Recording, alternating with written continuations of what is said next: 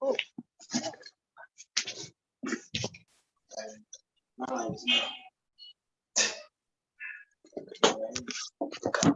Crash.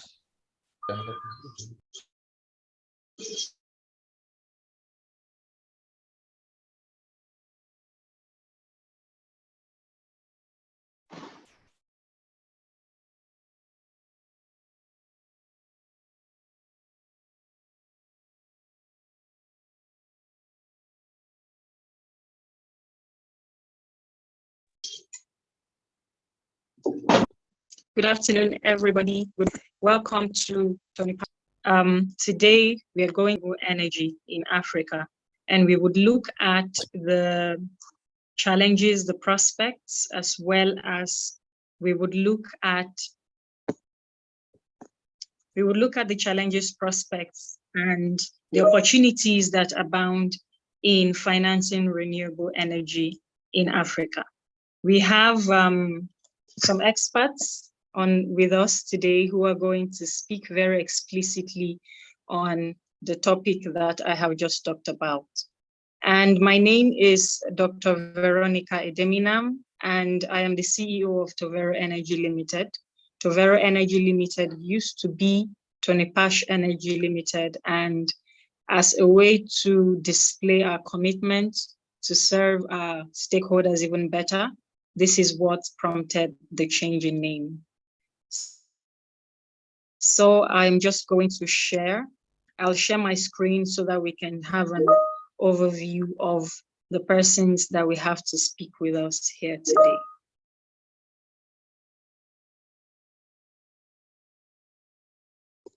Let me do that quickly.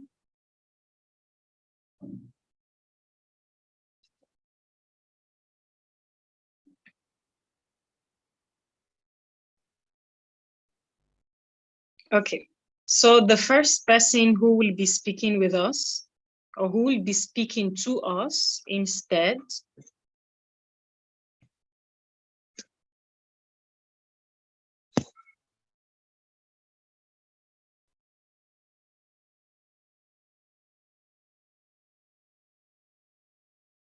who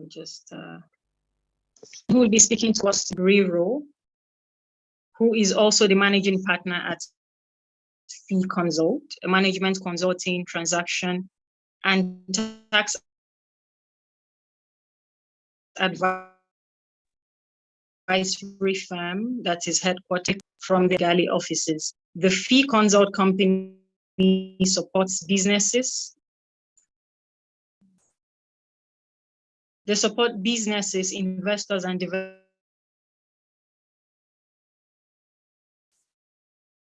partners to unlock capital needs. The person who will speak to us today, Jeremy, he heads the transaction advisory function in Fee Consult, and he is the energy sector lead at the firm. So Jeremy, I can see that you're already online. I will make you a co-host so that you can share your screen with us.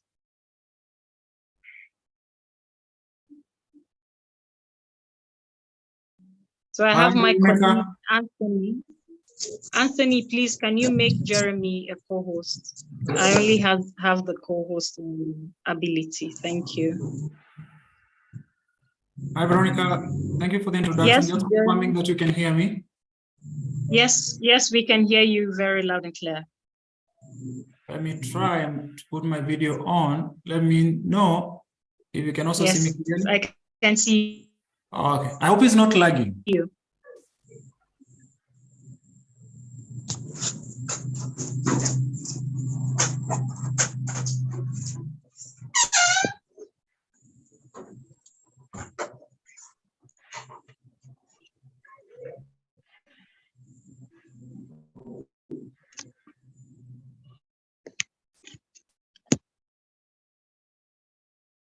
We can see you, Jeremy. Okay, I think, let me see if I have the presentation right. Then I just dive right into it.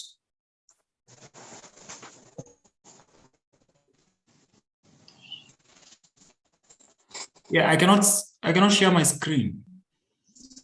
Okay, let's fix that right now.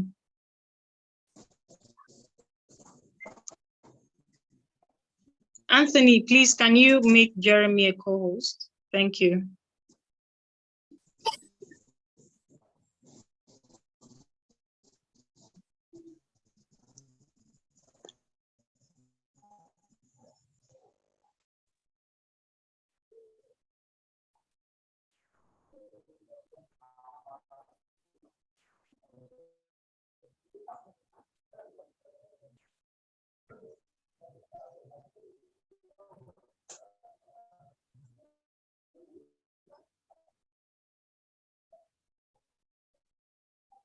Hello. See the question C is asking on So that. let me make you the host He now. said, why are we Jeremy. paying agency fee for 2 years? Why are we paying agency fee 2 years? Yes. Okay, so Jeremy, you're now a co-host, and then you can go ahead to share your screen. Thank you. Okay, thank you, Veronica. Let me try that.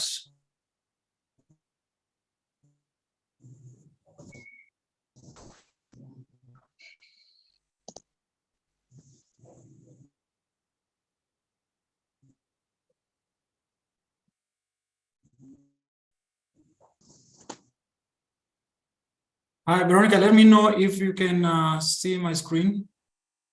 I can see your screen. Very. Okay, great. Thank you everyone for joining. My name is Jeremy. Thank you. You can go ahead. Okay, thank you. I can see your screen, so you can. Okay, great. Thank you everyone for joining. My name is Jeremy Riro. Can start. I'm the managing partner at Fire Consults, and briefly, I'll just take you through who we are and what we do. We are basically a transaction advisory and management consulting firm, as Veronica had said. We are based in Nairobi and Kigali, but we work across the continent. And we have different experts in different sectors. I just happen to be the lead for the energy sector. And we have deep expertise in investment advisory. So we support our clients in raising capital for their projects and their businesses. We also help our clients in their strategy work and operations when they want to scale and grow.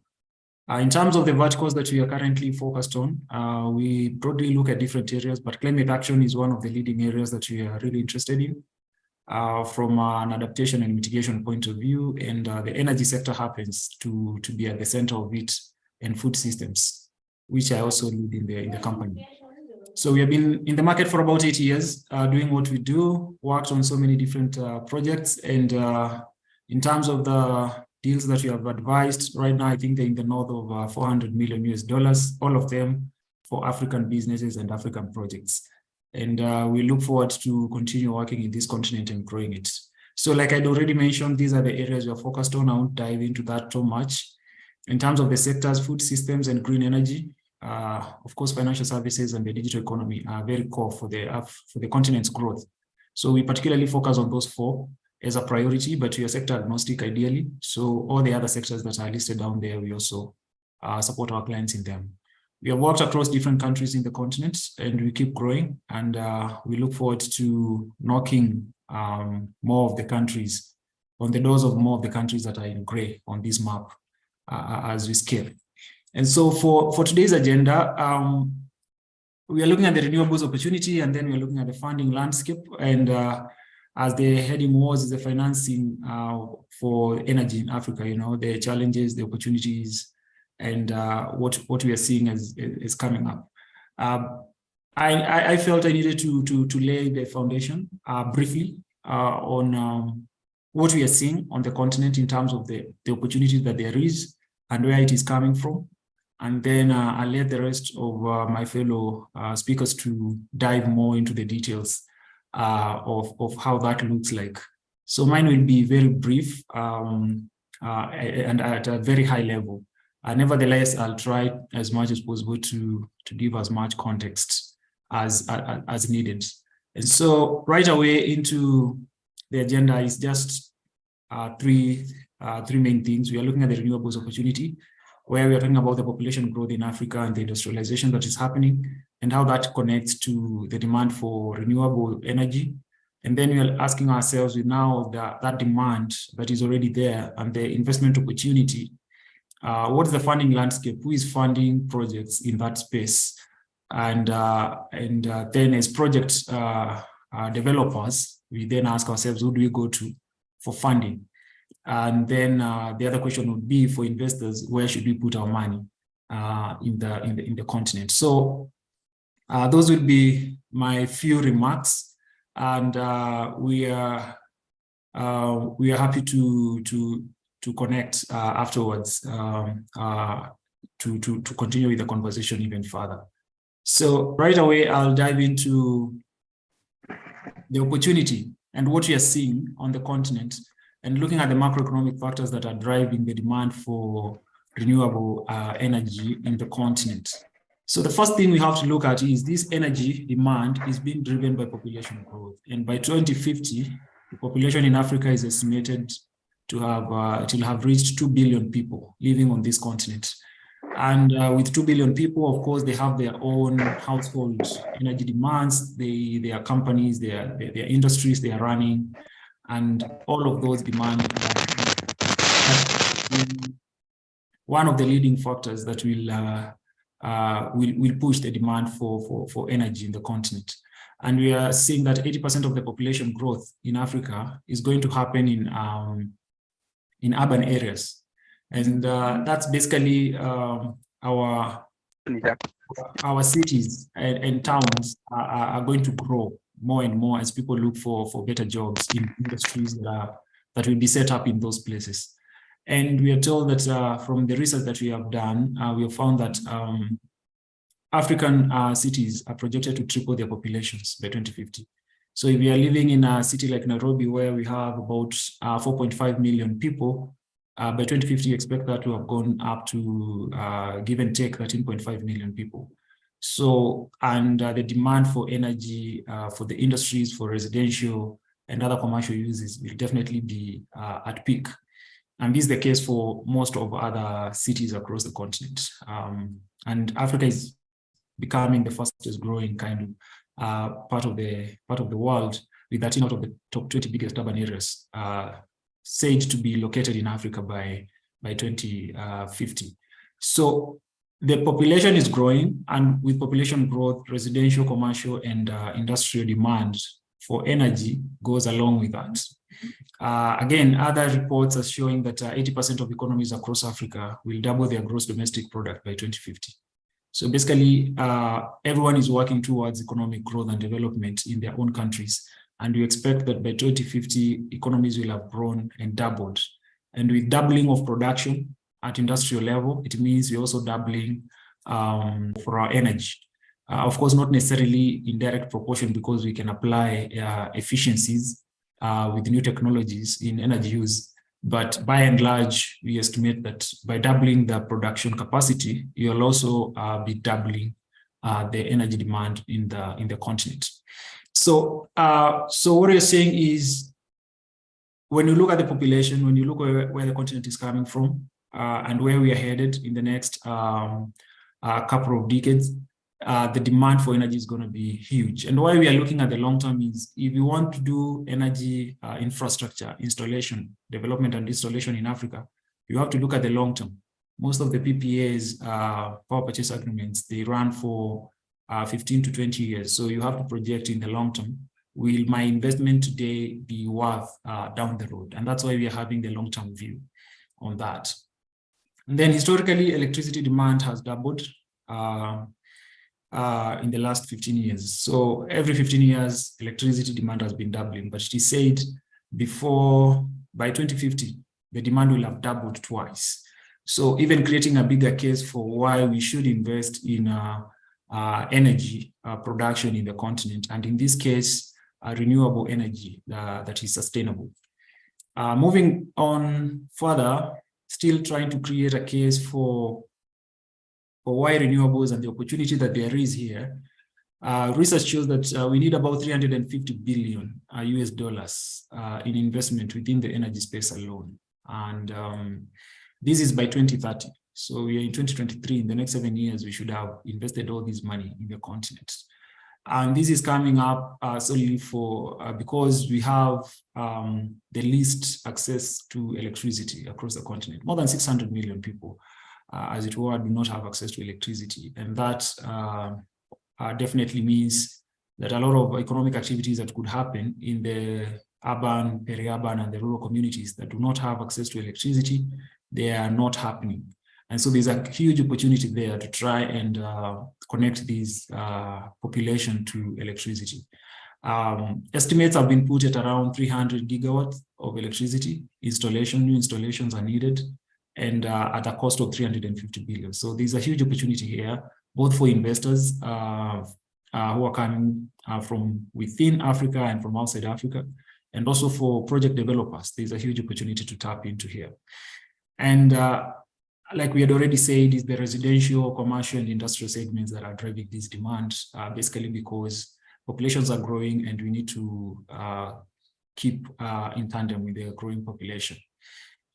Now, when you narrow down on where the opportunity lies, as we now scope the 350 billion US dollar opportunity, obviously there is the fossil fuels sector, which powers the economy, and we'll see that shortly. But as we talk about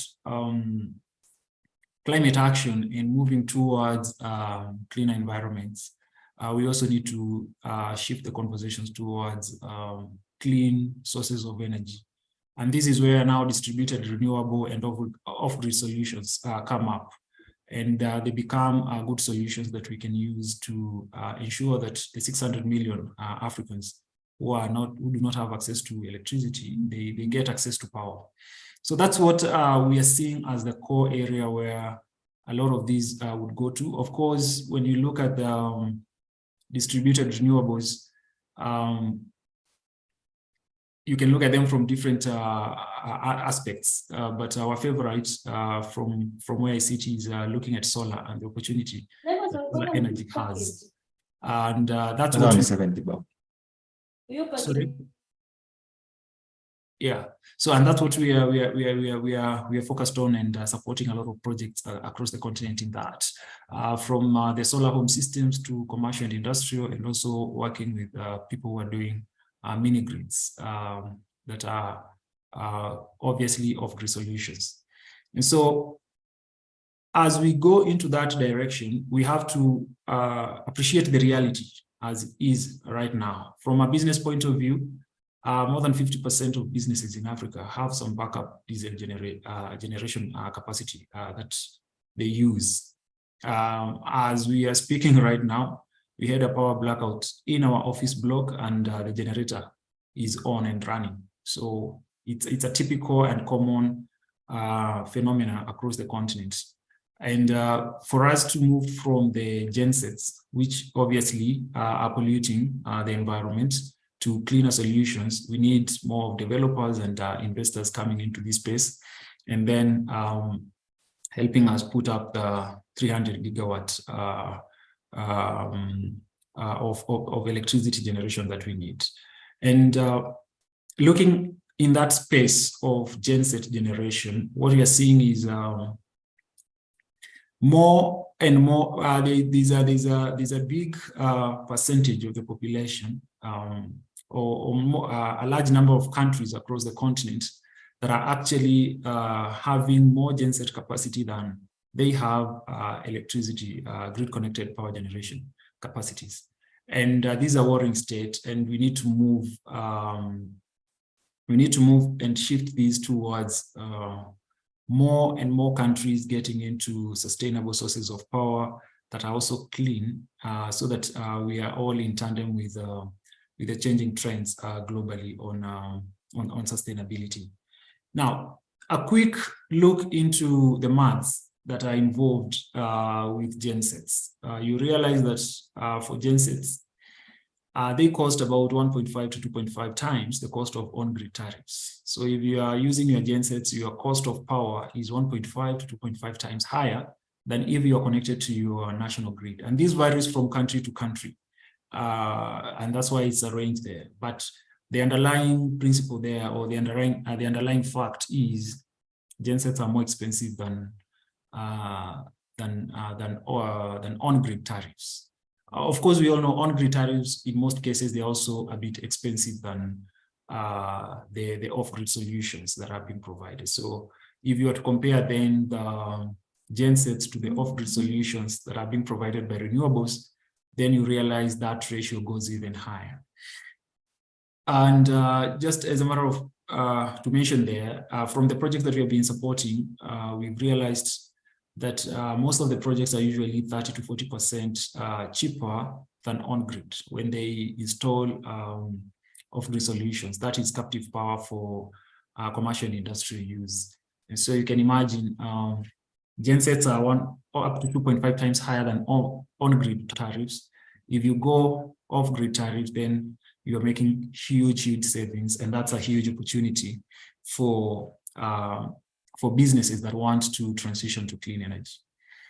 And in Africa, research shows we spend more than $20 billion on these gensets. Yeah, and this is 80% of the amount spent on grid electricity. Yeah. And if you're spending that amount and only getting 7% of the total electricity consumed from these gensets, then mathematically this does not add up. And that's why we need to transition both the residential, but also the commercial guys and the industrial guys into renewables, so that we make a lot of savings, both from a financial point of view, and we also make savings, or rather we make great strides in terms of our climate action initiatives together. So you might ask, why is it that people are still using gensets and the cost of energy is very high when you use gensets? This is simply because of reliability. I wouldn't be in this call if our office block didn't have gensets. So reliability becomes a core factor that drives the demand for the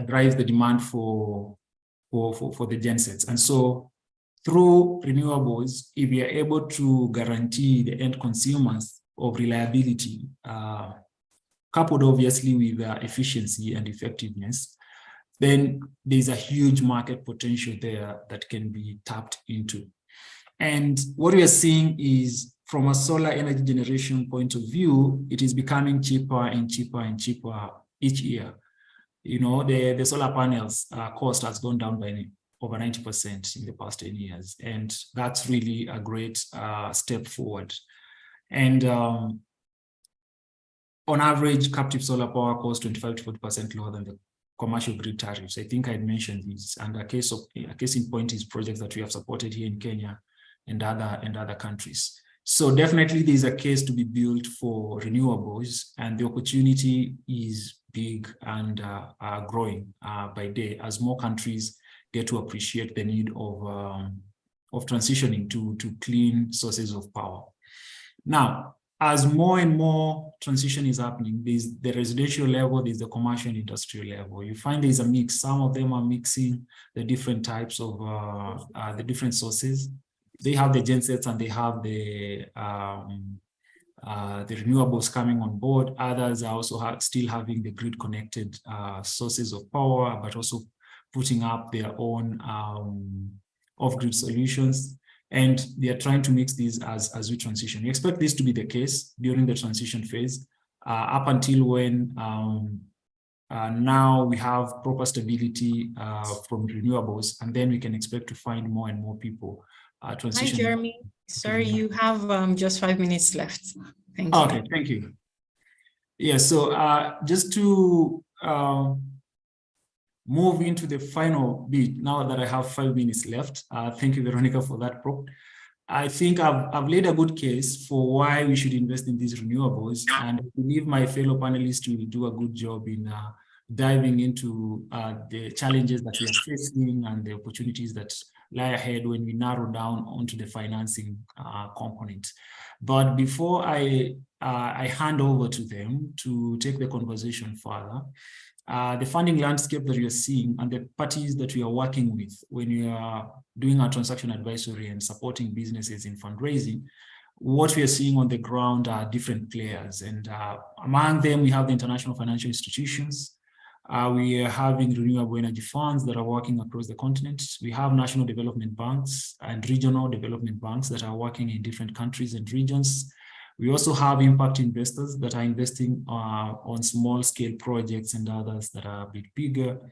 We are seeing more and more of governments that are tapping into public-private partnerships to enable their countries to transition into clean sources of power. So the public sector provides the regulatory framework that is supportive for investors private investors to put in their money. We're also seeing a lot of climate funds, most of them international, that are coming to the market and supporting the installation or the development of renewable projects across the continent. Why we are seeing a lot of interventions from the international financial institutions, climate funds, and all these renewable energy funds is because inherently a new technology that comes into the market is risky, and there's a component of uncertainty into how it can work and the opportunities or the returns that can come out of that. And so when you find these international organizations come to help de-risking that whole process, and most of them, they are providing the catalytic funding that is needed to jumpstart these processes in different countries, and also helping in the policy matters in countries that are way behind. And once the path starts being streamlined, there's now higher appetite for private investors to get into the market and start putting and deploying their funds into different projects. And so this is a very high level kind of scoping of the players that we are finding and interacting with in the market.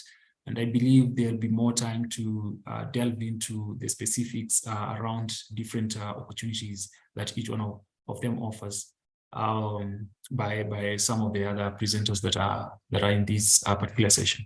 So thank you very much for listening. I think I'll stop at that point. And if there are other questions, I believe they'll come at the end. Veronica will guide. Thank you very much. Thank you so much, Mr. Jeremy Riro, for your very insightful presentation.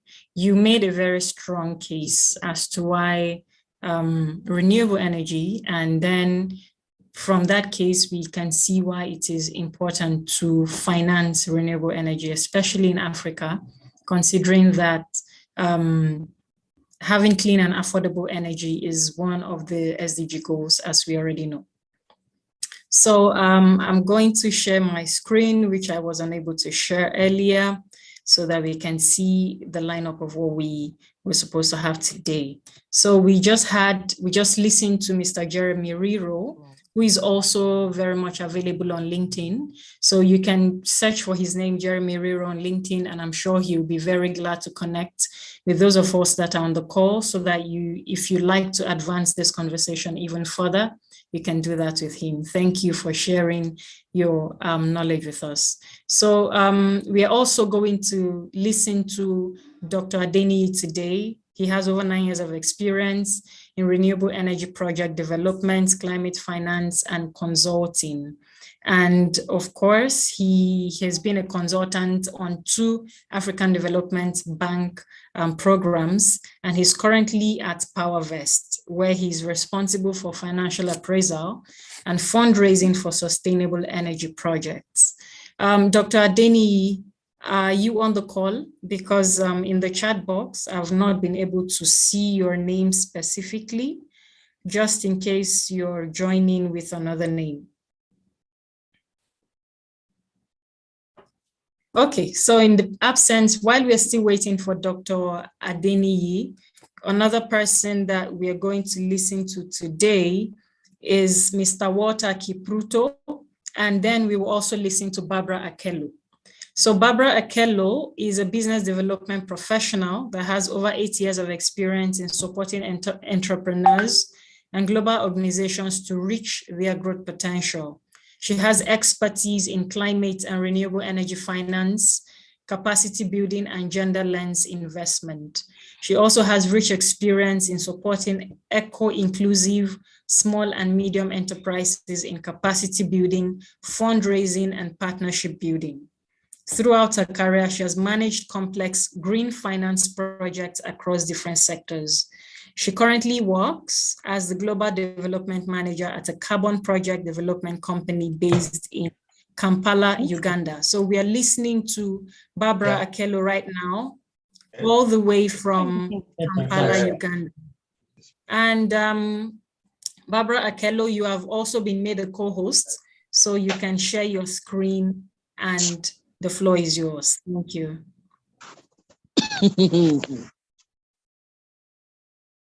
Thank you very much, Veronica. I'll just share my screen shortly.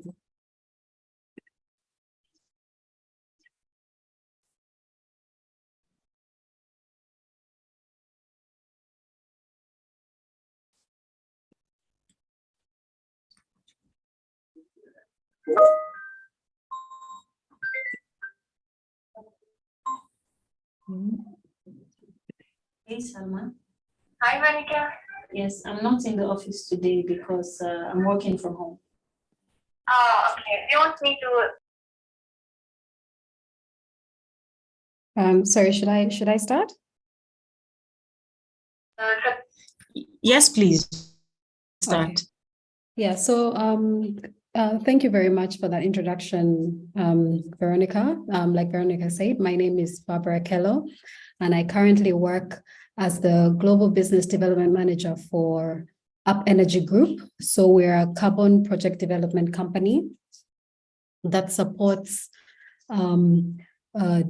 different carbon projects within the continent, and we are also looking to expand into LATAM and Asia. So nice to be on this call. Thank you very much for this opportunity. So today I'm just going to focus on harnessing the carbon markets in Africa, specific to renewable energy. So when we look at carbon markets in Africa, when we ask ourselves, why do these markets matter? We have to look at, first of all, Article 6. So with regards to Article 6, it allows the countries to voluntarily cooperate with each other and to achieve emission reduction targets set out in their nationally determined contribution. That there's a lot of opportunity that carbon markets represent in terms of developing the African continent. Just within the past 5 years, there's been an annual compounded rate growth rate of at least 36% growth in demand for African origin carbon credits. So there's definitely opportunity there. And when we're looking at renewable energy, we know that approximately, obviously, half of the population lives within cities, and they could also benefit from increased energy access and improved air quality from decommissioning diesel and other fossil fuel solutions.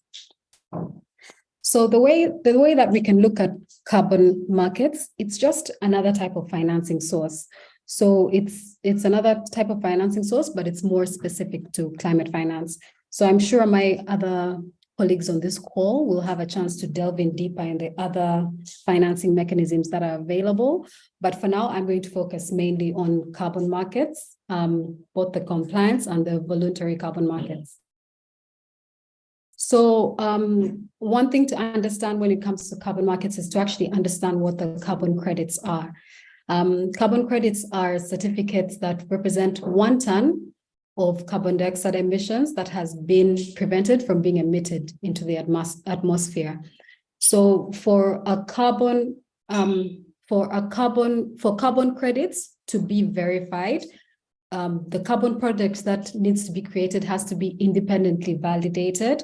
It has to meet a certain standard so that it's verifiable. So as at this stage, we don't actually have a carbon verifier in the African continent. Usually the verifier of carbon credits that we typically use, and in our company as well, is Vera and Gold Standard. I'm happy to also answer questions after this. I had 15 minutes to do this, so I hope it's not too much information all at once for everyone. So we also have to demonstrate that the impact would not have happened without income from the carbon credits. So basically, how does it work? So we have to first design, this is just an illustration of carbon credit for a renewable energy project. So we have to first design that project. So the project developer plans to install battery charged solar home systems to provide basic lighting services to households. After that project has been designed, we have to validate and certify the program. And the next step is to then develop that program and also further verify it. So the credits from such programs are issued on an annual basis after the emission avoidance has been verified. Then we have to look at the credit sales and retirement. So when the project enters this phase of revenue generation, the credits can be sold through a broker or an exchange or directly to an end buyer. So this is like either a corporate or an individual. An example of maybe a carbon buyer would be sort of like, let me give an example of Nestle. Nestle would probably buy carbon from countries where it has sort of like a benefit or an interest in. So for example, in Uganda, in Western Uganda, Nestle does source cacao beans. So they would be more inclined to invest in a carbon project like that. Then lastly, we have to look at maintenance. So monitoring of carbon projects is continuous, just to ensure that there are no leakages or reversals, or so they are monitored on an annual basis. So for example, local personnel are usually trained to maintain home solar systems or ensure that the products are working as efficiently as they should.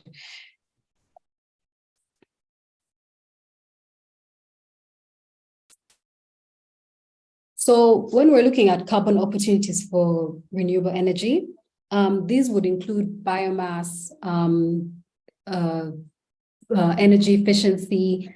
That's an example of that is clean cooking, waste heat recovery, fossil fuel decommissioning, and distributed renewable energy.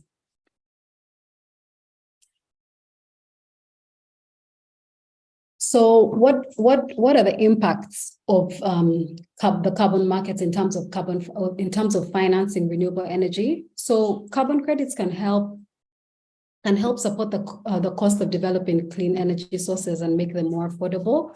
So currently scaling, especially with renewable energy, is quite costly. So carbon credits can be useful in terms of lowering the prices for these clean energy products, and it would then make these energy products more affordable to low-income households. Then projects generating carbon credits in developing nations, they often have other outcomes benefiting local communities. We call this co-benefits. For instance, when we look at clean cooking, it can help improve like the different skills of the women in terms of their cooking conditions, especially if they're using an energy efficient firewood stove or energy efficient charcoal stove or an electric pressure cooker. So it can improve the cooking conditions and just eliminate any other health or social challenges that are faced with cooking with inefficient methods.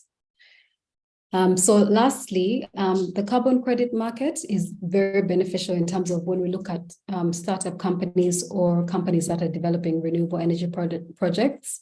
So it enables them to just leverage on the financing in that sector in order to just drive more investment in country or within the country.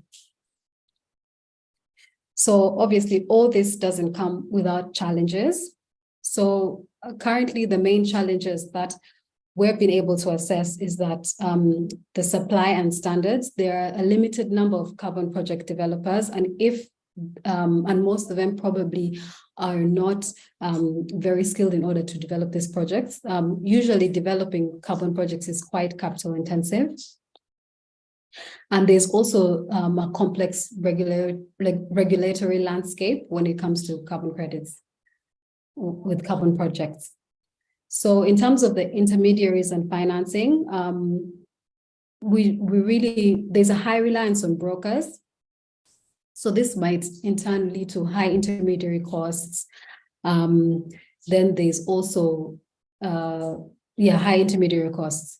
Then also in terms of demand, there's limited local demand for carbon credits. I know maybe one of the biggest demanders for carbon credits would possibly be South Africa, but within the continent, we have limited demand.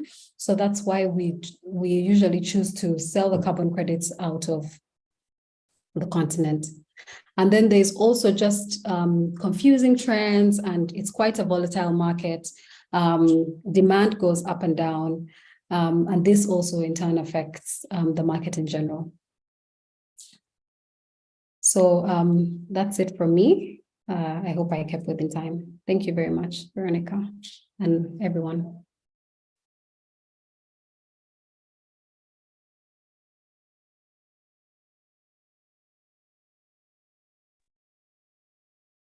Thank you so much. Yeah, I'll just step in here. Okay, I see Olukayode. Okay, I thought you raised your hand there. Is there any question for her? While we are waiting on that, we'll just jump into the poll. So the first poll here.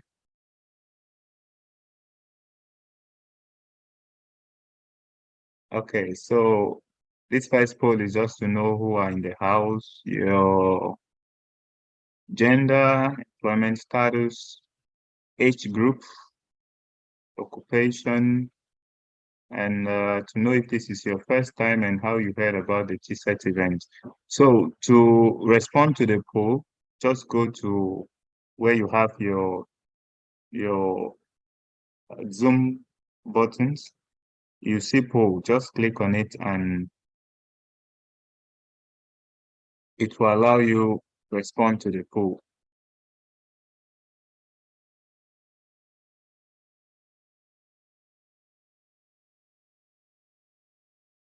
Okay, there are no responses yet. Okay, while we are at that, I want to thank Barbara for her insightful presentation, and also to ask, because I did hear you talk about in your presentation where you mentioned that clean carbon credits supports in different sectors within the renewable energy space. For example, the clean cooking and also clean energy within the sphere too. And you also mentioned that one of the challenges is limited access to the carbon credit. So in your opinion, how do Africans access this more? Because I think it's one of the viable ways of encouraging clean cooking, financing renewable energy projects in Africa. So how do you suggest Africans can access this more? Yeah. So in terms of being able to access like quality credits, firstly, if your organization is in clean cooking, you have to make sure that you're basically improving somebody's baseline. So for example, if your product is an energy efficient wood stove, you have to make sure that the person that you're improving to an energy efficient wood stove was a person who was using a 3-stone fire, right?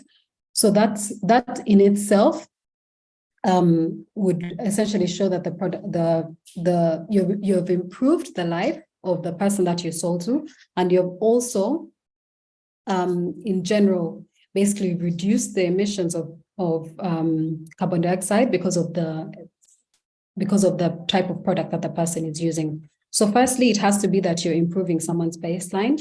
Then you have to develop sort of like a quality project. So that means you have to put a lot of effort into monitoring and evaluation the products that you've distributed, to monitor and evaluate each of the users that have bought your products.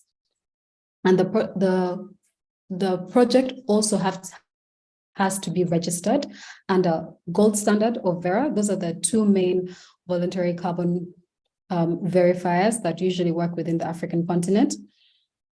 And with that, you're then able to either work with an intermediary in order to sell your credits or directly approach corporations that can support. Okay, that's quite insightful. Thank you very much. So I've seen that, I don't know if it is from my end. Can we all see the poll? Are we responding? Because from my end here, it's saying there are no response so far. I can see 13 responses. Oh, okay. I think that means it's my from my end here. I can't say, maybe because I was the one that launched the poll. Okay. Thank you very much, and thank you also to Jeremy, who presented earlier. Thank you for the insights you shared. Okay, while we are rounding up on the poll, we'll soon move on to our next speaker, who is okay. Veronica, maybe you continue. Okay, then. Thank you, Anthony. Yeah. Right.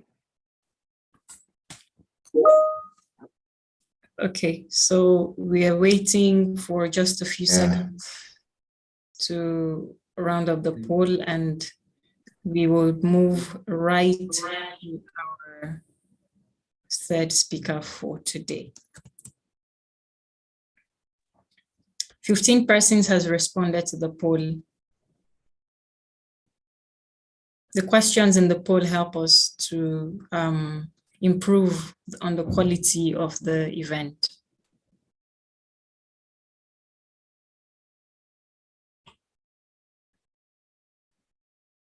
Okay, so I think I'm going to have to end it here, end the poll here, so that we can go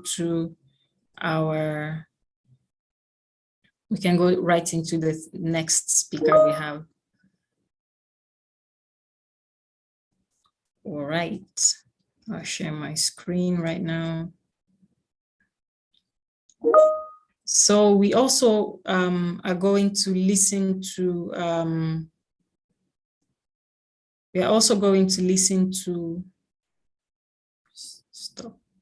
Mr. Lodum Banda, who is a dedicated professional in the field of renewable energy, and he has a passion for sustainable development and environmental stewardship. He has a strong educational background, which includes a BSc in Renewable Energy Technologies and a pending MBA.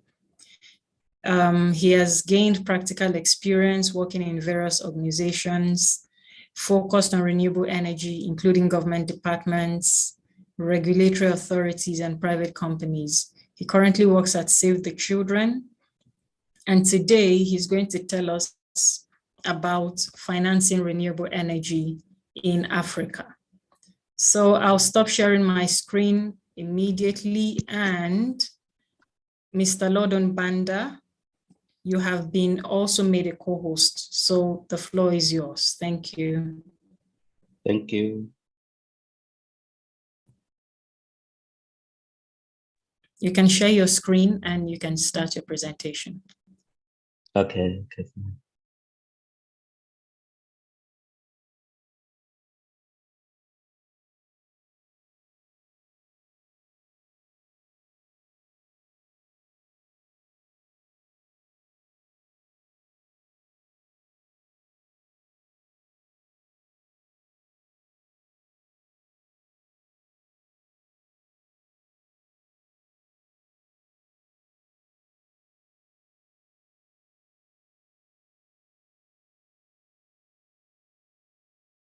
Would you want me to share from my end?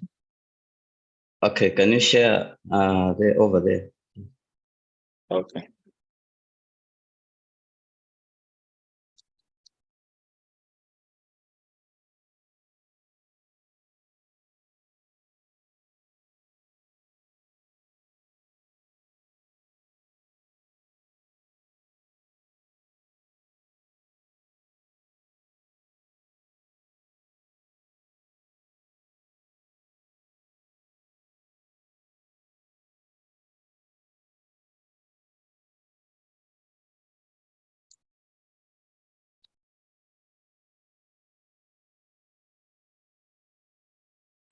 So you can go ahead, Mr. Banda, if you can see the Okay. screen. Yeah. Yes, I'm seeing the screen now. Okay, thank you for giving this opportunity today as one of the speakers in this event. As already introduced, I'm Laudon Banda from Malawi. I'm a renewable energy specialist. Currently, I'm working with Save the Children International on natural generation, whereby also I'm involving in the green energy cuckoo stove, as well as the afforestation, trying to regenerate the forest that has been degraded years back. Once again, good afternoon, ladies and gentlemen. I would like to discuss the major challenges that hinders in the access to funding for renewable energy.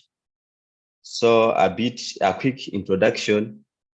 The world is increasingly recognizing the importance of transitioning the renewable energy sources. Africa, with its vast renewable energy potential, faces several obstacles in securing the necessary financing for such projects. So in this presentation, we explore some of the key challenges and their implications for the continent's sustainable energy future. You can scroll up.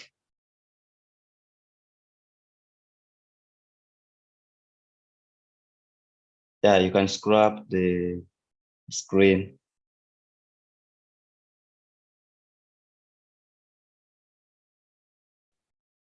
Anthony, you can go to the next slide. Yeah, next slide. Yeah, so these are some of the key challenges. Lack of financial resources. I can take a good example of Malawi. This is a big challenge here in Malawi, whereby you can have all the plans to invest in the renewable energy projects, but due to lack of finance, you find that the project is failing to implement it. So we have the factors that affect on the implementation of these renewable energy projects. So under that lack of finance, we have the higher upfront cost. Now, in this higher upfront cost, as you know, in the renewable energy, for example, in the solar power plants, as well as the wind energy, most of the challenges is the initial cost. Since those equipments are very expensive in terms of now the installation, we can take a good example of maybe the batteries. There is the lithium batteries. It's high expensive. There is the inverters. It's high. That means we need to have with the required amount of resources in terms of finance. Also, there are some factors which is limited access to capital. Sometimes also securing finance for renewable energy projects also is a challenge, particularly for the small scale or community-driven initiatives. Thank you. Without the intervention of the funders, for example, we can take a good example here in Malawi. We have the World Bank also that is encouraging in the clean energy. So they give the funding to those who are willing to invest in the renewable energy. So that means if you don't have this capital, also it's difficult to invest in the renewable projects. And at the same time, also there are some also other factors, which is lack of incentives and subsidies. In this also here in Malawi, as currently, we can say we thank the government in terms of the incentives and subsidies in the renewable energy projects. For example, if maybe you want to import the renewable energy equipment, so they remove the tax in order to allow those investors or those developers in order to implement the project here in Malawi. So with this also previously was a challenge whereby to import those products, it was also difficult. And also we have the uncertainty of length payback periods. Now, while the renewable energy projects can provide long-term cost savings, as you know, once you implement it, it's not on the same spot. Now you can start generating the profits from those projects. So it also a challenge, for example, in the lending institution, maybe to provide with the funds or with the loans to implement those projects. That also one of the challenges. We have also the lack of finance expertise. In renewable energy, a good example in terms of the expertise, we need also to be in the knowledgeable in the financial management. If you don't have that knowledge, that means also it will be difficult to manage the renewable or the RE projects, since it requires the specialized financial expertise. So in terms of the assessing project feasibility, preparing financial models, securing financing, managing cash flows, as well as navigating the regulatory frameworks. Those also requires the expertise in the financial management. Without that, that means also could be a challenge, also can be a hinder to the implementation of the renewable energy projects. So in order to come up with the or remove those challenges, that means also we need to do the capacity building. At the same time also to engage in the expertise, we need to give to the right person who can manage to take off the projects. Second challenge also, we have the policy and regulatory environment. Now also the policy and regulatory is one of the challenges. For example, I can give also the same practical example here with Malawi. In terms of if maybe you want to invest in the renewable energy, so to get the work permit, that means also we need to have started from the 3 years experience. That means some of the need to implement those projects, since they need to wait up to gain the experience for 3 years, so they can start applying the work permit in order to go into the renewable energy field. Now also there's a factors, it says that uncertainty or inconsistent policies. Now, if the policies are not consistent, that means also can hinder the implementation of the developers as well as the investors. Also, we have the complex permitting and regulatory process. As already said, that is in the getting of the working permit. Also, it's a challenge. I gave the example to say here we have the regulatory bodies, whereby if you want to invest in the renewable energy projects, that means you need also to have a 3 years experience. Now, after that, then you start the processing of the applying the working permit. So it delays also the project in the renewable sector. We have also the grid connection and the interconnection issues. Now, in the grid connection and the interconnection issues, previously also it was a challenge since in terms of the tariff or the net metering charges, also it was a problem. So once maybe the investors come in, wants to invest in those projects, after maybe looking the prices or the net metering charge, so they shun from the investing in the renewable, a challenge. Yeah, you can scroll up.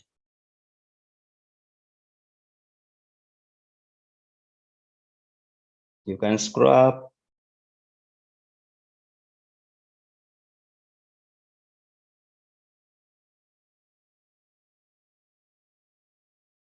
Hello. I think we lost Anthony there. Okay. Yeah. Okay, you can also open your slide from where you are. Oh, because all right. You have access to it. Okay.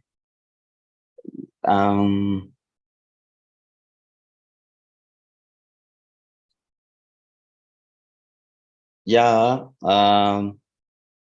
Under that, also we have the market distortion as one of the factors in the policy and regulatory environment, whereby also, for example, if maybe the government they subsidize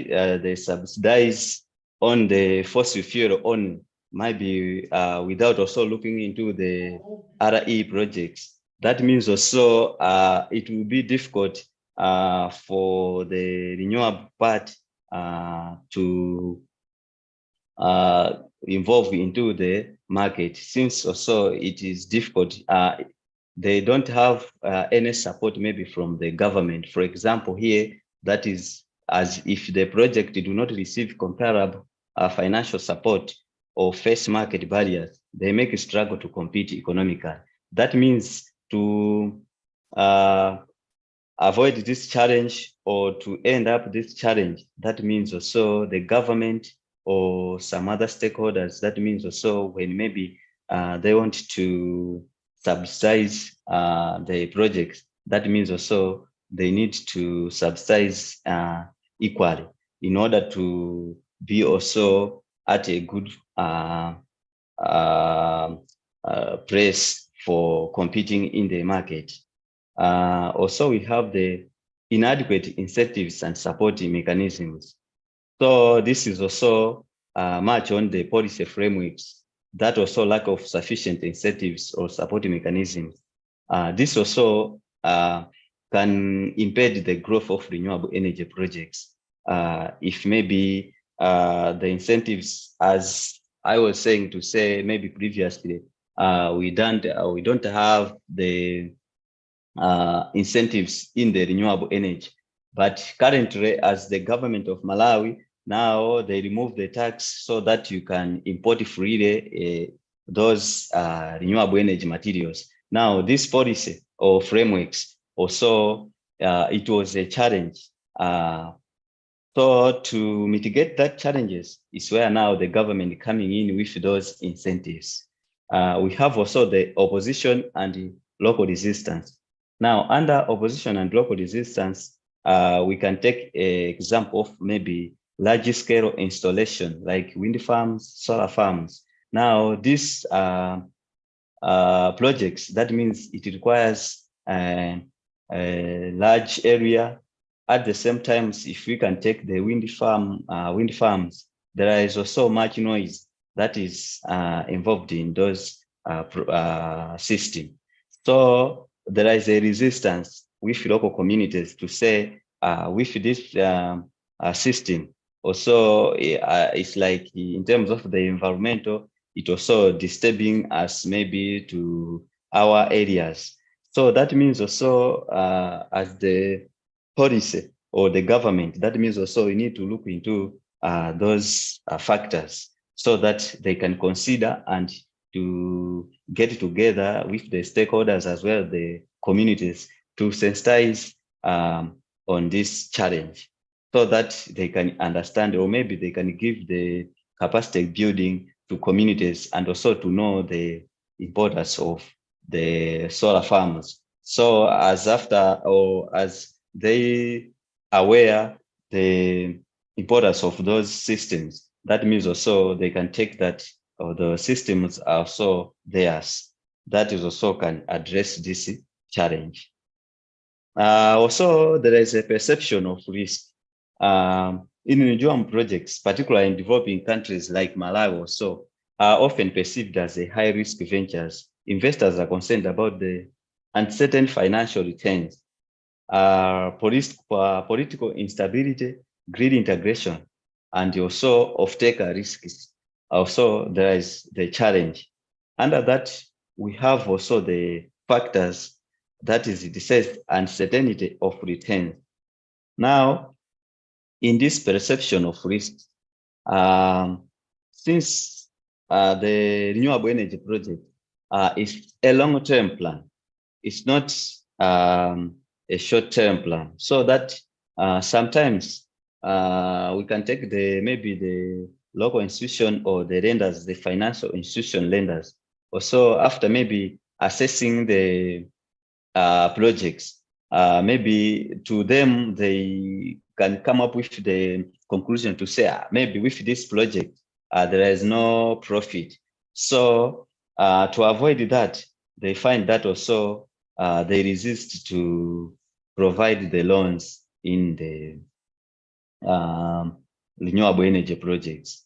To address also this challenge, I think also we need also to get together with the stakeholders, the lenders, institutions, so that to discuss also to give the capacity building in the renewable projects.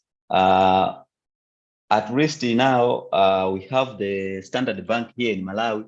Also, they took part in the renewable energy projects after understanding the concept of the project, and also they support with the financial to invest in these projects. So in doing that, that means also we can mitigate those challenges. And also there is other factors we call as technology risk. Now, in technology risk, also investors and lenders may be cautious about investing in projects that rely upon or experimental technologies. They are not sure with the experimental, as well as if that project is code unproven. So it's also the perception of risk to say if maybe we can give out our excuse me, our money to invest into this project. Maybe this project will not be cost effectiveness, or maybe will not be durable. So we can just lose our funding. That also they, with that perception, also they avoid to provide the loans into this project. And also the same, I think this is the same as the first one, that is lack of project bankability. Now also we are on the same, the institution lenders. That means also project bankability refers to the ability of project to attract debt and equity financing. So many renewable projects in Africa struggle to meet the requirements for bankability, which include having a solid business model, as well as revenue streams, credit worth of takers, and clear contractual agreements. Now, with that, also it's a challenge to access the funds to invest in this projects. And also we have the limited access to international climate funds. Now, under that climate funds, there is the funders. We have the Green Climate Fund under the World Bank, but sometimes there is a challenge in terms of the application procedure. So with the complex application procedure, also it stretches the eligibility criteria and limited capacity to develop bankable proposals. Now, with these processes, also it hinders some of the investors or maybe young professions to get into this renewable energy projects or renewable energy fields. And also we have the financial institution risks. I think this is also a matter of repetition to say now there are some of local institutions that is also having the perception, fearing to give out their funds or their money into the renewable energy projects. Maybe they look that this maybe project in order to get the profit after implementation, maybe it will take longer. So they also having the perception to say maybe we can just lose our resources. This is also the challenges. So to address also this challenge, we need to build financial institution capacity and improving their understanding of the renewable energy sector. So after understanding the renewable sector, that means also they will be able to allow those stakeholders that are willing to start maybe implementing the renewable energy projects. Now, in conclusion, that is accessing funding for renewable energy projects in Africa poses significant challenge. That is, it's indeed a challenge. Now, for example, in the lack of resources, as I already said, unfavorable policy. So to mitigate those challenges, that means also we need to also to come up with the favorable policy and regulatory environments that can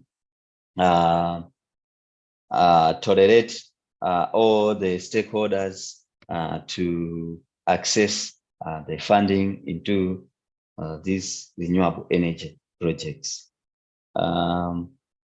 Yeah, this is my end of the presentation. Thank you for your attention.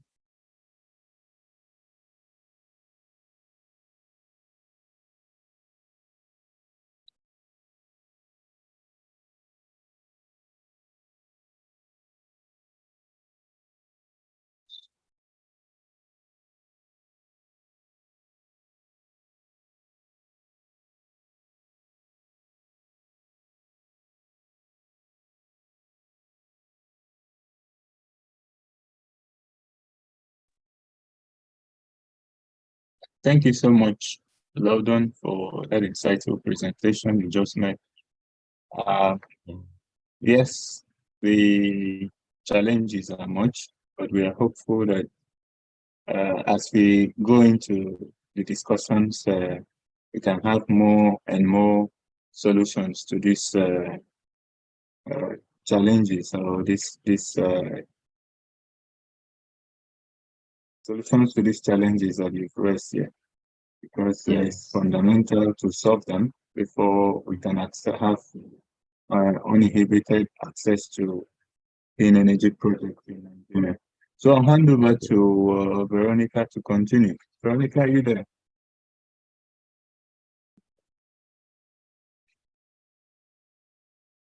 Okay. While we are waiting for Veronica to come online again, Toby, are you there?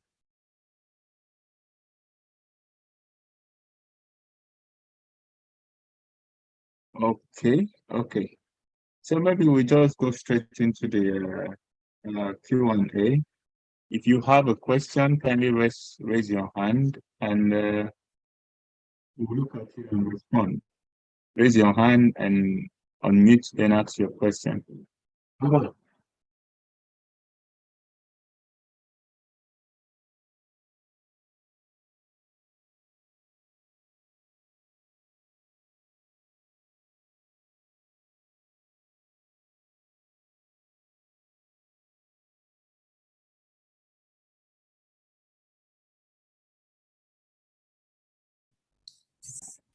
Okay, Lodon Banda.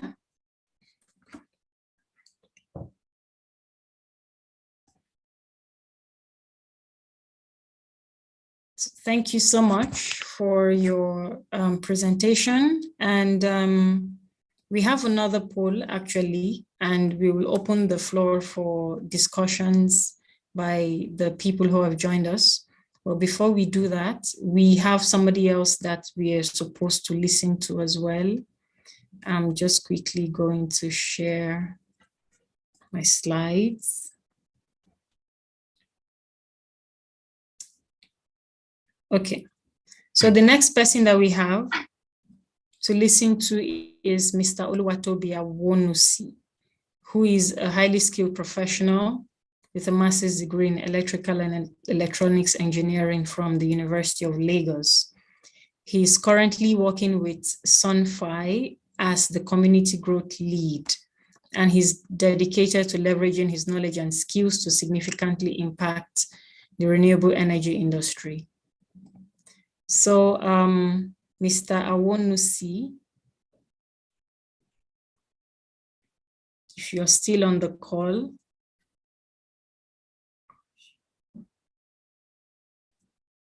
the floor is yours. Otherwise, we can launch the second poll.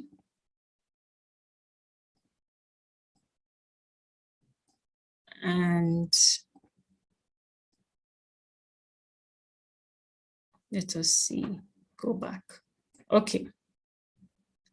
The second poll has been launched, and this has even more technical questions that is related to the presentation that we have today.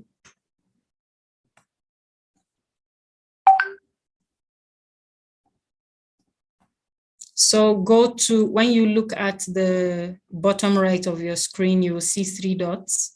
When you click on the dots, you will see poll, and then you can see the questions, the poll questions, and give your responses.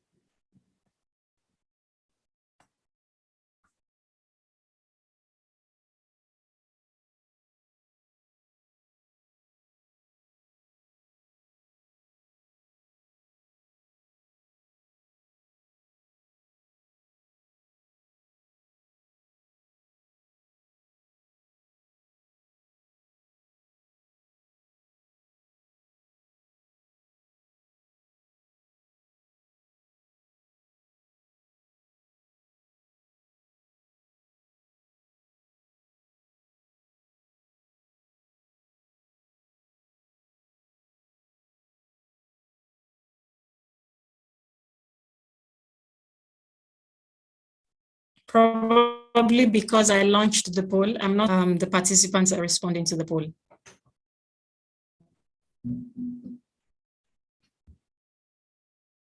We have 1 minute and 30 seconds to provide our responses to the poll questions, please.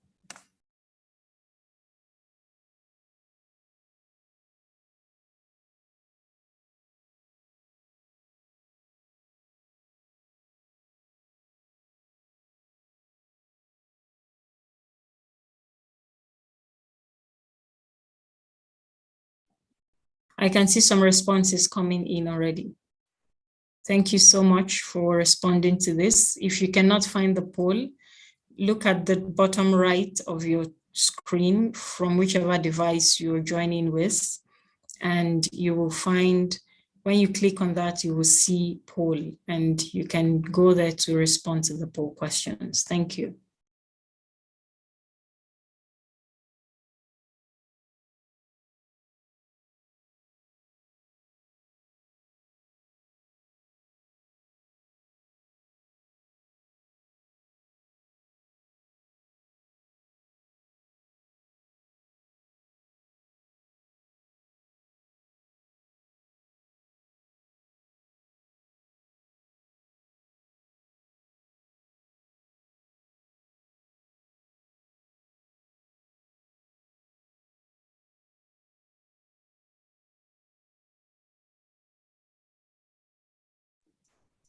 We have 1 minute left to respond to the poll questions. We have just 8 questions in the poll, 8 interesting questions actually.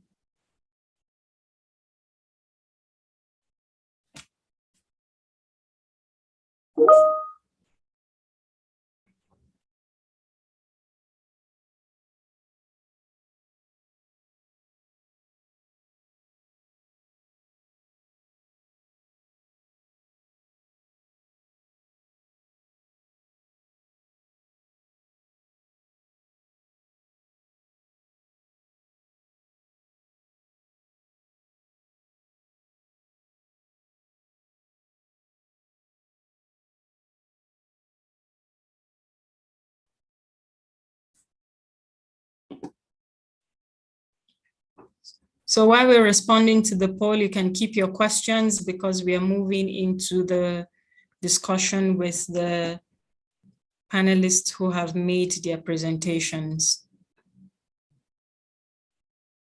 And I can see some questions already in the chat box.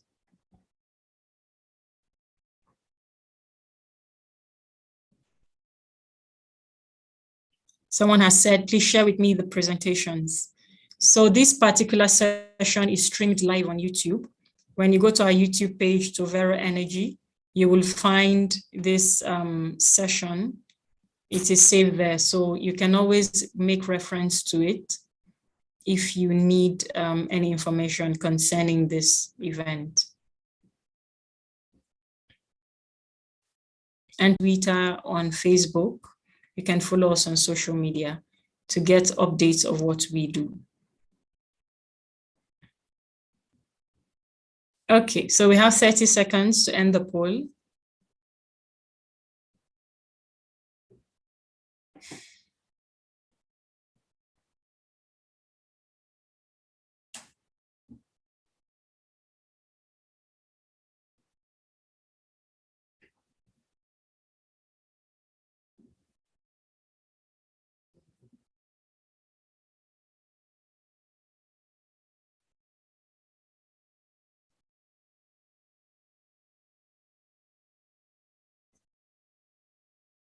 You have 20 seconds to end the poll.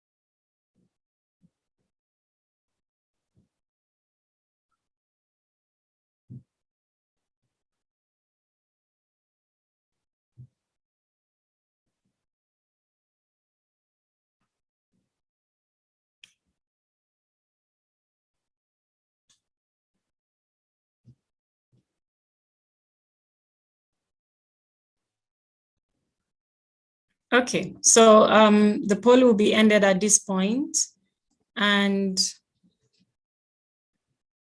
I would like to share my screen to just give us one important information about what we do at Tovero Energy, and then we will go right into the discussions. So at Tovero Energy, we also carry out other services like solar PV systems design, installation, and maintenance. We do energy audit. We also do clean cooking solutions, but in this, we are carrying out basically clean cooking research. We are doing energy planning, and then also one of our services is decentralized and renewable energy development. And we are also currently organizing an Africa International Conference on Clean Energy and Energy Storage in collaboration with the University of Port Harcourt. We all know that most of the time, the researches that we do in academic institutions end up in academic libraries.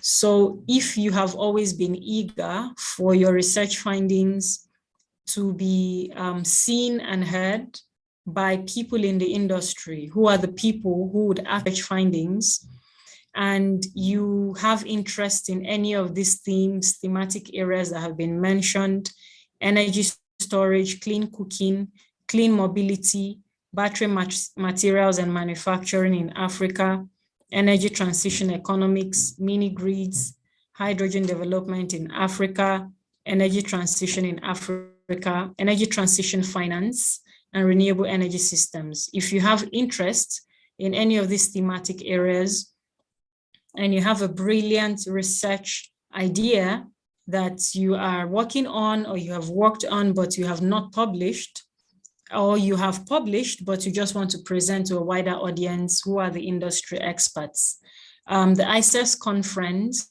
is the place that you should come to. So the call for paper submission is already open, and papers will be submitted up till the 15th of October. But the abstract, if you just want to submit your abstract for review, the deadline for that is the 30th of June. So you can reach us for more inquiries, ices@unitport.edu.ng. And when you go to the toveroenergy.com website, you will see even more detailed information about this, about the maiden edition of this very important conference. So this is one of the things we're doing at Tovero Energy, and it's a 100% virtual conference that will hold on the 23rd and the 24th of November this year. So I will stop sharing my screen and give room for questions from the audience, but I have seen a message from Chitibabu Lakum. He said, we as investors are interested to come down to Africa in renewable energy sector and looking for the local partners. Who do we approach for support and know about African projects funds? Chitibabu, if you are still on the call, you can unmute yourself and throw more light to that question that you have asked in the chat box. And I have just been informed that Mr. Toby is around. Mr. Toby is one of the presenters for the event of today. So Toby,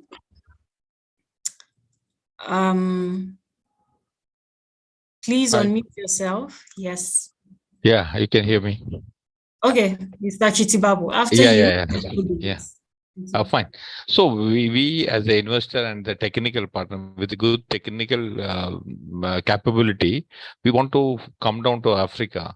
But like we have been working out and we are unable to find out the local partners. Like we as a new from India cannot directly come down. We should have a local partner at least to work for us. So how like you are going to help us in this case, whom to approach? Like what are the African funds in the renewable sector are available? So we are ready to invest like part of the project funds, initially the smaller sector area, and expecting somebody from the local also who can support us and give us the support. As you said, we want to know the political stability, project viability. So we cannot come down there initially. So this is the reason we are looking for the local partners. So if there is any firm which we are discussing can assist us. So like Mr. He was talking from Malawi, Loden. So we are also interested if Loden can help us. So can you throw some light on this, whom to approach? Whether Loden can answer to me. Okay, thank you, Mr. Chitibabu. I drop my email so that we can sit and liaise on what we can do for you to come down in Africa and to start investing in renewable energy. That's what I can say. In order to maybe to give the right procedure, how can you to apply or what the process? That means we need to communicate maybe after the presentation. Fine. Thank you. I'll contact you on your LinkedIn so that we can connect and hope you assist us. Okay, so maybe I can write my email address in the chat box. Chat. Yeah, I'll note down. Oh. All right, thanks. Thank you, Mr. Lord. Yeah, thanks. Thank you for that. And then Mr. Toby, please, you can unmute yourself and tell us about financing renewable energy in Africa. Thank you. Hi, Veronica. Hi, everyone. It's nice to be here. Please, can you see me? Yes, I can see you very well. All right, thank you. Thanks for having us. My name is Toby Awonisi. I work with Sunfi in Nigeria. Sunfi is an energy fintech platform. We provide financing for renewable energy systems for both residential customers and small businesses. So I'm very much happy to be here to talk about what we've done. So I'll just talk about this short story of how Sunfi started. Now, Sunfi was a solar energy company itself. When we started as a solar installer. We install solutions, design solutions for customers. And along with that, a major challenge to consumers switching to clean energy systems is actually access to financing, right? At that point, then we thought that, if we could establish a company that can bridge this gap for other solar installers, then we can increase access to solar energy systems in the country and beyond. So that was how Sunfi came into being. Now, Sunfi has a very simple business model. We actually engage, we have a B2B and a B2C model. So we engage energy providers, distributed energy providers across the country. We help them to finance their customers so they can switch to clean energy systems. Customers can also come directly to Sunfi to finance their systems. So basically, we're providing value in the ecosystem by enabling these solar providers to do more business, right? Ordinarily, customers that they would have lost because they can access or they can afford the outlets. And also for consumers as well, we are able to help them acquire the energy drinks that they already, they are looking forward to. As we all know, there is a big energy poverty in Africa, and what Sunfi, the mission of Sunfi is to help consumers to access clean, reliable, and affordable energy systems. Now, there are so much benefits that we can talk about. One of the things we do for our customers is we actually help them to access this system. Not only that, also ensuring that throughout the period we're financing the systems for them, the energy provider is held accountable for every maintenance or repair services that they need for these systems. So the systems continue to serve the customers. So we've provided value in the last 2 years since the company started, and we keep on financing more deals. So that's basically what we do. I don't know if you want me to pause, or we can go into the opportunities and the challenges. You can go into the opportunities and the challenges. Okay, all right, You're great. doing very interesting work at Sunfi, I must say. Thank you. So as we all know, there is a lot of poverty energy-wise in Africa. And so the opportunities are there, right? We need, and we have the abundance, the resources in abundance. We have a lot of solar irradiation in Africa. And so we believe that the opportunities is there for us to create a business out of what we have, the situation we find ourselves in Africa. And so as I mentioned earlier, there are many consumers that are ready to switch, but the challenge is actually how they can afford the system or how they can access funding.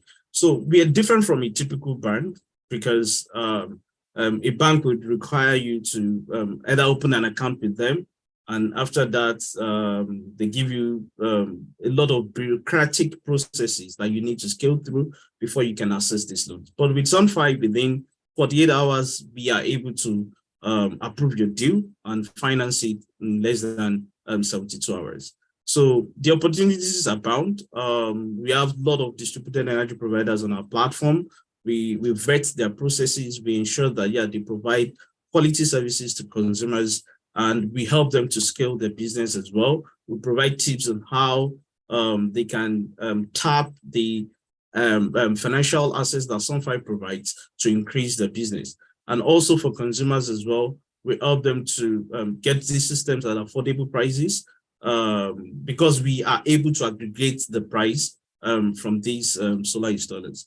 So the opportunities I would also want to mention is it also increases the economic activities in that ecosystem, because we've seen recently that a lot of consumers, as a result of even what is happening in Nigeria presently, where the fuel subsidy has just been removed. So a lot of consumers want to get a clean energy system, and Sunfy has been there to help cushion this effect, the effect of subsidy removal.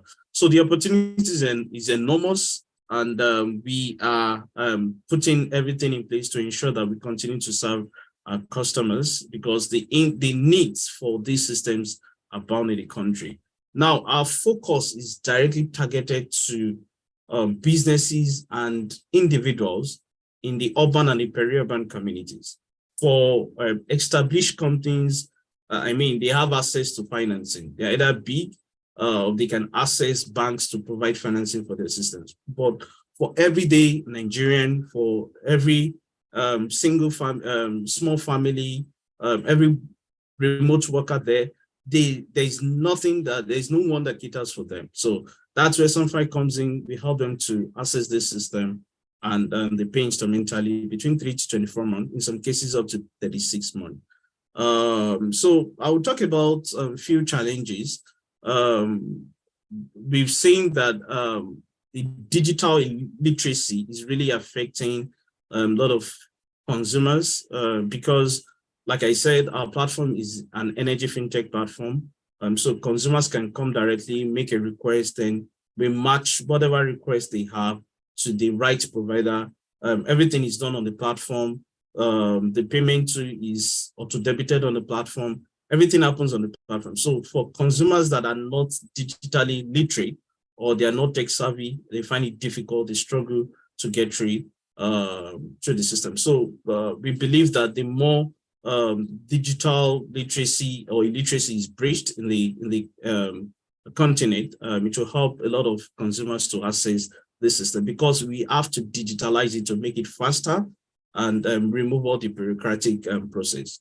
Then also, one of the challenges is there is no central information base through which you can assess, analyze, and recommend a consumer for a solution. What I mean by that is, we do carry a credit check or analysis on consumers before we approve.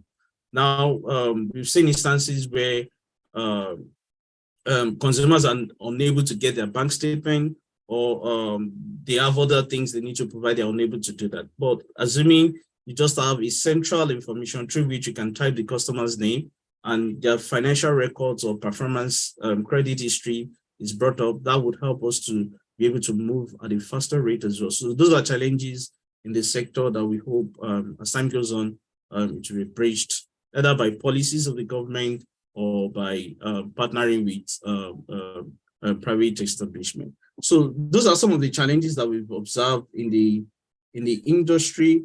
We've also seen that there are a lot of substandard products in the sector, right? So what Sunfy does is we are able to vet all these solutions, right?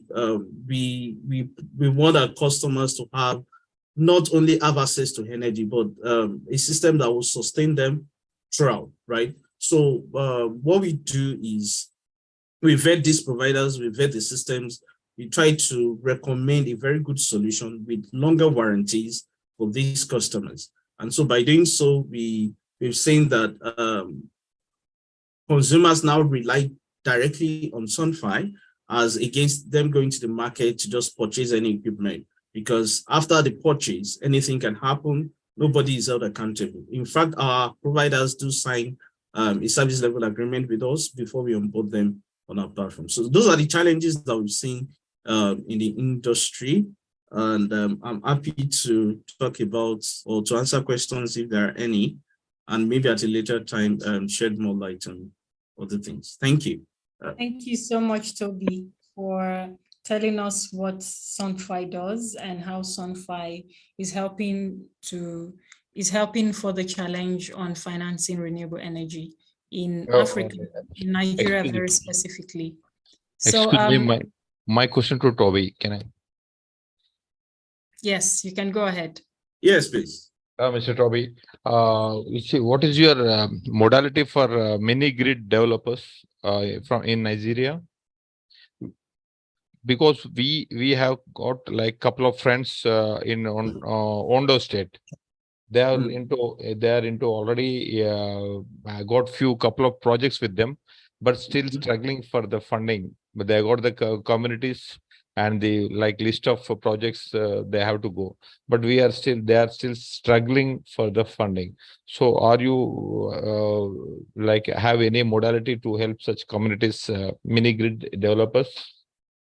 Yeah, so thank you very much, Mr. Achiti Babu. So for mini grids, it's something we're currently carrying out research on.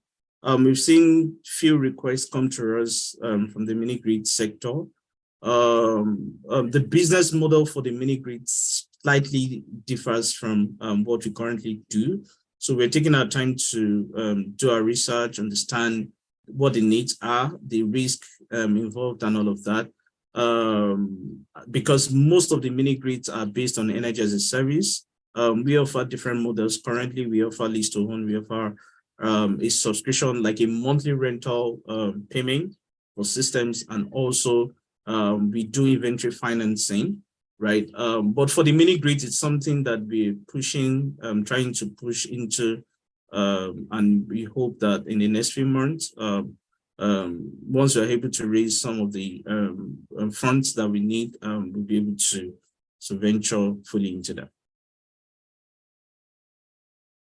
Okay, thank you. I'll connect you on LinkedIn so that we can discuss further. Share. Can I have your email ID? Yep, I will drop that in the chat box. Your contact number also, please. Yeah, WhatsApp contact. Thank you. Thank you, Mr. Yeah. Okay, Mr. Toby, China Som is asking for the link to your company website. If you can also drop that in the chat box, because what you're doing at Sunfy is really interesting. And like you said, the cost of electricity is about to go very high in Nigeria because of the removal of fuel subsidy and also other policies that is rejigging the economy. So I know there will be a lot of people that will be interested in what your company is offering. So if you can also drop the website, not just for the benefit of China Som only, but for others. If you have other questions, you can just unmute yourself and ask. You can ask generally, or you can direct your question to a particular person who had made a presentation today.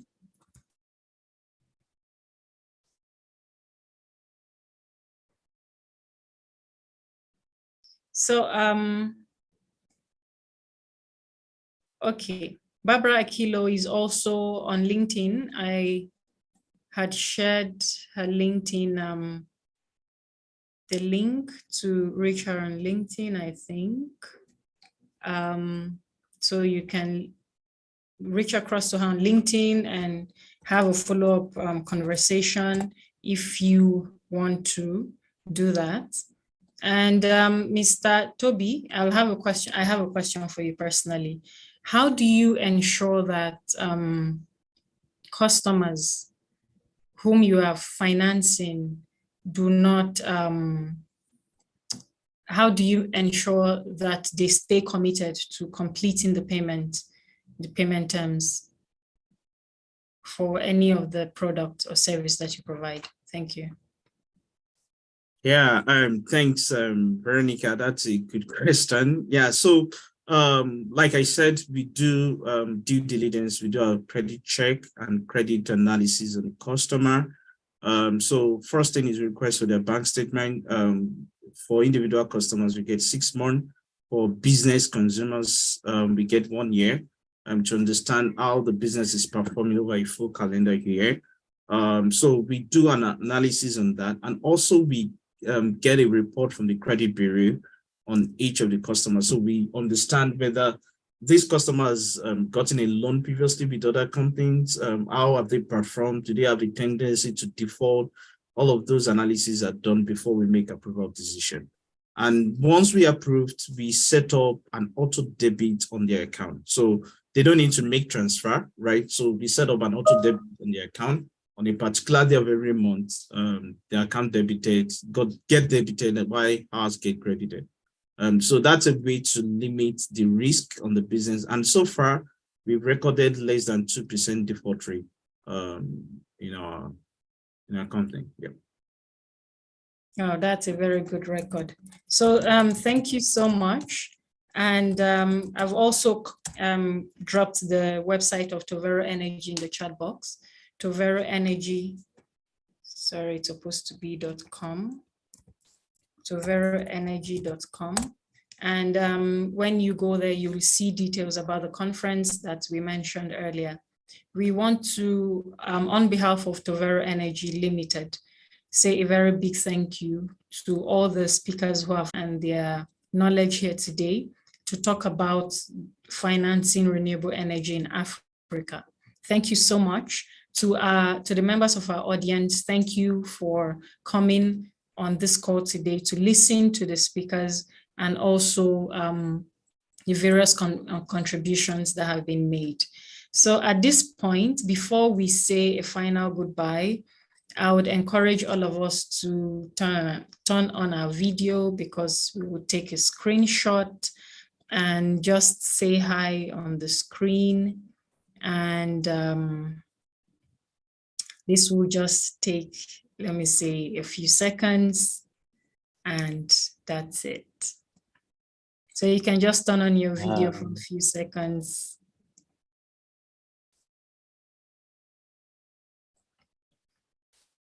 All right, so thank you so much for joining, and see you in another session. Bye-bye. Thank you. Thank you. Bye-bye. Yeah, bye. Thanks.